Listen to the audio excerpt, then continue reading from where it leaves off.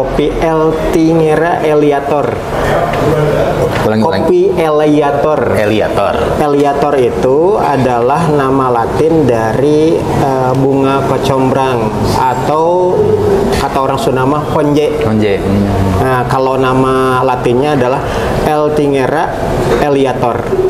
Makanya disebut sebagai kopi eleator. Iya, luar biasa. Saya sendiri tidak tahu tadi itu bahasa apa, ternyata bahasa Latin. Bahasa Latin. Baik, kita mulai dengan bacaan basmalah. Bismillahirrahmanirrahim. Alhamdulillah, pada kesempatan kali ini kita bertemu dengan Ustadz Salman. Nah, teman-teman sendiri sudah tidak asing lagi beliau ya, yang senantiasa mengisi di hari Jumat kajian sejarah yang sangat istimewa gitu ya. Sampai ini Kang, banyak yang saling komentar gitu ya, sampai nanyain referensi itu karena saking banyak yang di-mention oleh Ustadz Salman itu, ini siapa orang ini tuh ya, misalkan terasa asing mungkin di telinga teman-teman gitu ya. Sampai ada yang nanyain referensinya di mana gitu, nah seperti itu ya. Ada yang demikian. Nah, kita coba lanjutkan lagi perbincangan. Dulu kita pernah berbincang-bincang ya bersama Ustadz Salman ini terkait beliau seorang predator buku. Apakah masih menyandang gelar predator buku? Iya. Masih. Iya. Luar biasa. Iya. Bismillahirrahmanirrahim. Assalamualaikum warahmatullahi wabarakatuh. Waalaikumsalam warahmatullahi wabarakatuh. Berbicara berkenaan dengan keseharian ya, memang berkenaan dengan labeling ataupun predikat predator buku, memang itu yang saya coba perkenalkan untuk mengidentifikasi diri sebetulnya, bahwa saya adalah sosok yang menggandrungi atau mencintai buku. Baik itu proses untuk menuliskan satu naskah yang akhirnya diproduksi menjadi sebuah buku, atau bahkan kemudian membaca bukunya, ya, membaca produk hasil dari industri pernaskahan atau literasi, sampai bahkan membincangkan, mendiskusikan dan mempromosikan sebuah produk buku begitu ya. Termasuk juga bahkan membeli ya, dan juga menyimpan serta mengoleksi buku. Makanya dari situlah saya coba memperkenalkan diri sebagai predator buku. Sejak dulu lah, entah kapan itu masih ingat nggak dari? Ya setidaknya sejak awal tahun 2000-an lah. Tahun 2000-an berarti sekarang sekitar 20 tahunan lebih lah. Tapi secara khusus ya menyimpan dan mengoleksi buku itu semenjak tahun 2010. Sejak usia? Sejak usia kurang lebih 40-an lah. 40-an? 40 tahunan. Jadi menjelang 40 tahunan lah. Jadi mulai terkonsentrasi untuk menyimpan dan mengoleksi buku. Berarti ini Kang Salman tuh kayaknya termasuk orang yang awet muda ini. Enggak juga. Udah sepuh malah. Itu udah betul. Saya nggak menyangka 2010 mulai terkonsentrasi. Itu usia berapa? Jadi bocoran nih, usia Ustadz Salman itu sekarang kebuka ini. Tahun sekarang itu sudah menjelang usia 50 tahun. Tuh kan bener. Asli ini awet muda. Sudah mau 50 tahun. Ya. Berarti anak udah ada berapa? Anak 3. Anak 3 yang paling besar. Yang paling besar sekarang inilah mahasantri atau mahasiswa tingkat 1. Ya, kemudian yang kedua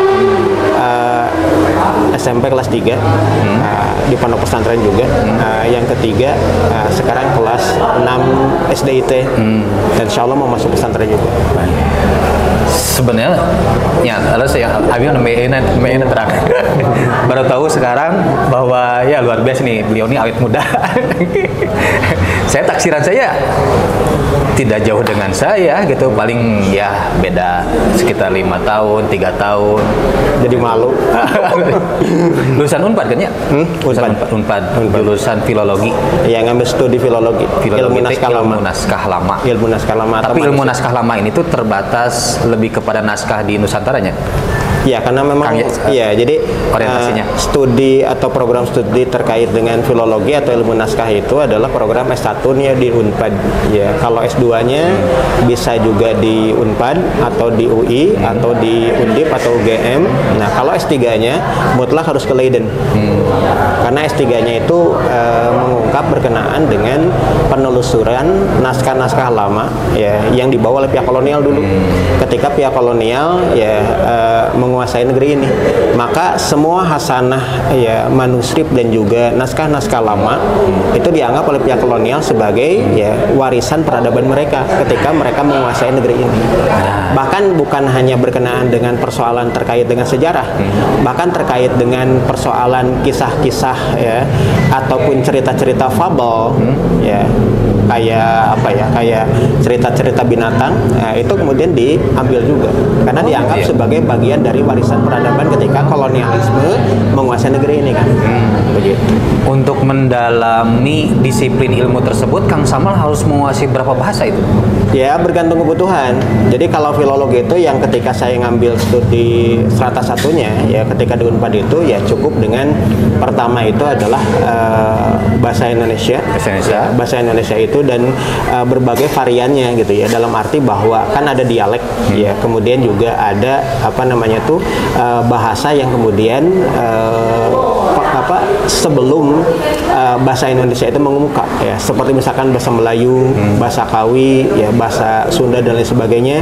Karena kita tahu bahwa bahasa Indonesia itu setidak-tidaknya mengambil dari bahasa-bahasa yang berasal dari daerah, termasuk juga ya serapan dari bahasa asing, baik itu bahasa Arab, kemudian juga bahasa Belanda, ya, kemudian juga bahasa-bahasa kaum pendatang yang pernah datang ke negeri ini, termasuk seperti misalkan Tiongkok, bahkan juga dalam hal ini adalah bahasa-bahasa yang pernah menjadi ya negara kolonial yang pernah menguasai negeri ini, seperti misalkan Portugal gitu ya, atau Portugis ya, termasuk Spanyol, kemudian juga Inggris. Itu ada banyak unsur serapan yang ada di dalam bahasa Indonesia. Makanya para filolog gitu ya, atau orang yang menggeluti berkenaan dengan filologi setidak-tidaknya harus mendalami salah satu di antara bahasa tadi.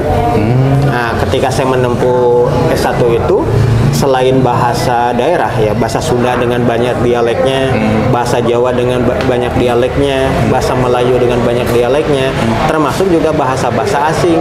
Nah, misalkan Sanskerta. Oh, bukan bahasa asing, bahasa Inggris gitu yang diutamakan? Ya itu kan Pak, itu lebih kepada ini ya, pengetahuan dasar ya. Termasuk juga bahasa Perancis bagian pengetahuan dasar. Nah, kemudian juga selain daripada itu adalah bahasa Arab. Ya, termasuk juga ya terutama juga adalah bangsa asing yang pernah menguasai negeri ini sekian lama, yaitu bahasa Belanda. Mutlak harus belajar. Saya dapat 2 semester untuk belajar bahasa Belanda. Tapi waktu itu rumpun-rumpun bahasa itu dipelajari sama Ustaz Saman nggak? Dipelajari. Rumpun bahasa. Iya. Jadi bahasa induk di dunia ini apa bahasa induk? Ada nggak? Bahasa mulanya bahasa itu apa? Bahasa Arab. Bahasa Arab. Bahasa Arab. Kenapa? Adam, manusia pertama yang turun ke permukaan bumi, itu kan berasal dari surga. Surga itu dalam bahasa Arab. Nah, ini pernah ada sedikit aja menyimpang dulu ya. Pernah ada teman-teman yang nanya, kenapa sih kalau misalkan induknya tadi Nabi Adam, katakan tadi bahasa Arab, bahasa surga gitu ya. Nah, tapi setelah sekian ribu tahun itu bisa jadi terpecah menjadi sekian bahasa. Ya karena apa? Karena bahasa setiap bangsa itu kan terus berkembang. Artinya apa? Artinya ketika kita melihat dari sejarah gitu ya, bahwa setelah Adam alaihissalam itu kemudian memiliki banyak keturunan, kemudian juga kepemimpinan di antara umat manusia itu diatur dan dipimpin oleh para anbiya. Nah, ketika akhirnya kita mengetahui bahwa pada saat dimana kepemimpinan Nabi Allah Nuh alaihissalam itu beliau pernah diuji ya dengan umatnya, yaitu dengan turunnya banjir bandang kan begitu ya, tornado segala macam.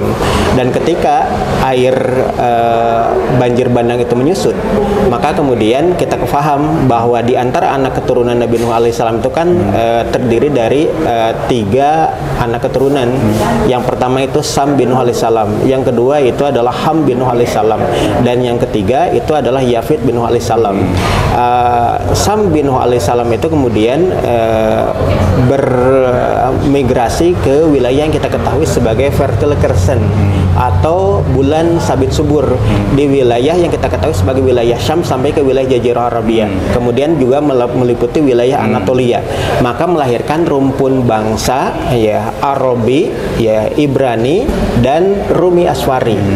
Itu yang pertama. Kemudian yang kedua ya yaitu Ham bin Ali Salam yang bermigrasi ke pantai utara Afrika. Yang kemudian kita ketahui bahwa Ham bin Ali Salam itu melahirkan rumpun bangsa yang kita ketahui sebagai Hamitic Negroid. Nah, di situ adalah orang-orang berkulit hitam, berkulit berwarna, ya termasuk juga rumpun bangsa Dravidan, orang-orang Hindia yang berkulit ini kelabu. Ya. Termasuk juga orang-orang yang ada di wilayah Austronesia, yaitu orang-orang Papua sampai orang-orang Samoa, termasuk juga orang-orang aborigin. Pokoknya yang berkulit gelap itu berarti anak keturunan dari Ham bin Ali Salam. Kemudian yang ketiga, ya yaitu yang kita ketahui sebagai Yafid bin Ali Salam. Itu melahirkan rumpun bangsa Yafitik Yafitik Mongoloid, yaitu apa? Indo-Asia dan Indo-Eropa. Dia bermigrasi menuju wilayah yang kita ketahui sebagai Asia Utara, Asia Tengah hingga kemudian Asia Timur. Makanya ini rumpun bangsa yang paling banyak dan paling luas, paling megah bahasanya. Tadi apa? Rumpun bangsa apa? Yafitik Mongoloid. Mongoloid. Yaitu termasuk juga kita bangsa Nusantara Indonesia Biladil Jawiyah adalah anak keturunan dari Yafitik Mongoloid. Makanya tandanya diantaranya adalah kelopak mata kita itu kecil. Kemudian juga tulang dahinya kalau tidak nonjol ya alias nong-nong itu lebar. Kemudian tulang pipinya itu tinggi. Ya, saya masih keturunan Mongol bukan? Ya, Mongol. Jadi tapi kulit saya mah nggak seputih Ustaz Salman. Gitu. Nah, jadi itu adalah orang-orang yang kemudian diposisikan sebagai anak keturunan Yafitik Mongoloid, orang-orang Indo-Asia. Tapi juga Yafitik Mongoloid itu juga ada yang kemudian dikenal sebagai orang-orang Indo-Eropa. Yaitu apa? Orang-orang Turki di Anatolia itu adalah rumpun bangsa Yafitik Mongoloid. Itu Indo-Eropanya gitu ya. Nah, dari situ kita bisa melihat ketika persebaran di antara umat manusia itu ke berbagai wilayah ya, ke berbagai penjuru bumi, maka ketika mereka mengidentifikasi barang ataupun bunyi atau sesuatu, itu kan berbeda satu sama lain. Kenapa orang-orang yang ada di Indo-Asia berbeda dengan orang-orang yang ada di Indo-Eropa? Demikian pula orang-orang yang ada di wilayah Jazirah kok beda dengan orang-orang yang ada di wilayah utara, yang ada di wilayah Syam sampai ke wilayah Anatolia dan Rumelia. Kenapa? Mereka mendapatkan barang ataupun bunyi atau sesuatu yang kemudian mereka anggap sebagai suatu informasi baru. Mereka mengidentifikasi dengan istilah-istilah baru. Disitulah kemudian ada perbedaan di antara setiap manusia untuk mengidentifikasi sesuatu dengan istilah-istilah yang satu sama lain bisa jadi ada perbedaan. Jadilah di situ ada semacam dialek atau bahasa yang berbeda-beda itu di situ. Betul. Oh, jadi kan seperti ini aja. Ketika kita melihat kucing, ya enggak? Nah, ketika kita mengidentifikasikan kucing, orang pertama bisa melihat dari bentuk fisiknya. Kemudian yang kedua, orang bisa mendefinisikan atau mengidentifikasikan kucing tadi dari suaranya. Orang Indonesia pun, orang Nusantara Biladil Jawiyah berbeda-beda ketika mendefinisikan kucing. Ada yang menyebutkan meong, ada yang menyebutkan ucing, ada yang menyebutkan menyeng, ada yang menyebutkan meng dan lain sebagainya. Ya, seperti itu. Bahkan juga mengadaptasi atau mengadopsi istilah yang kemudian diketahui dari pihak asing.